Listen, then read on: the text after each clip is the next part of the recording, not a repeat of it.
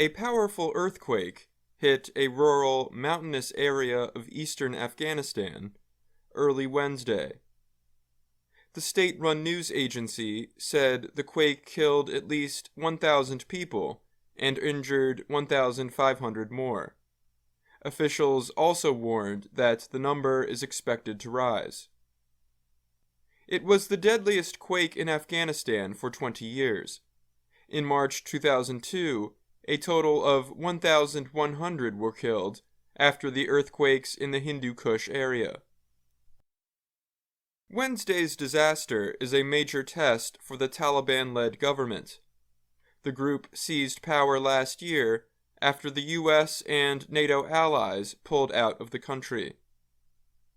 Rescuers arrived at the area by helicopter, but the rescue operation is likely to be difficult without international assistance.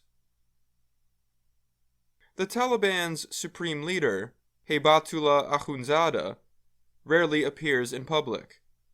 On Wednesday, he called for the international community and all humanitarian organizations to help the Afghan people affected by this great tragedy and to spare no effort to help the affected people. Neighboring Pakistan's meteorological department said the quake's center was in Afghanistan's Paktika area. That is about 50 kilometers southwest of the city of Khost. Buildings were damaged in Khost, and tremors were felt about 375 kilometers away in the Pakistani capital of Islamabad.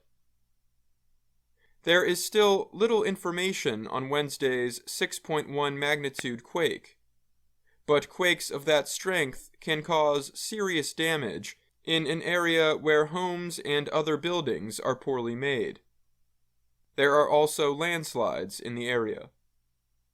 Images from Paktika showed men carrying people in blankets to helicopters. Others were treated on the ground. Some images showed people looking through bricks and stones from destroyed houses, many of which had collapsed roofs or walls. Robert Saunders is a scientist with the U.S. Geological Survey. He said an earthquake of that size would not create so much destruction in most places in the world. But a quake's damage often depends on geography, building quality, and population density. Because of the mountainous area, there are rock slides and landslides that we won't know about until later reporting. Older buildings are likely to crumble and fail, Saunders said. In Kabul, Prime Minister Mohammed Hassan Akhund organized an emergency meeting to plan a recovery effort. And a Taliban official added, "When such a big incident happens in any country, there is a need for help from other countries." A UN official in Afghanistan said that help is on its way, but that may be difficult. Many international aid groups had left the country following the U.S. exit because of concerns about security and the Taliban's poor human rights record.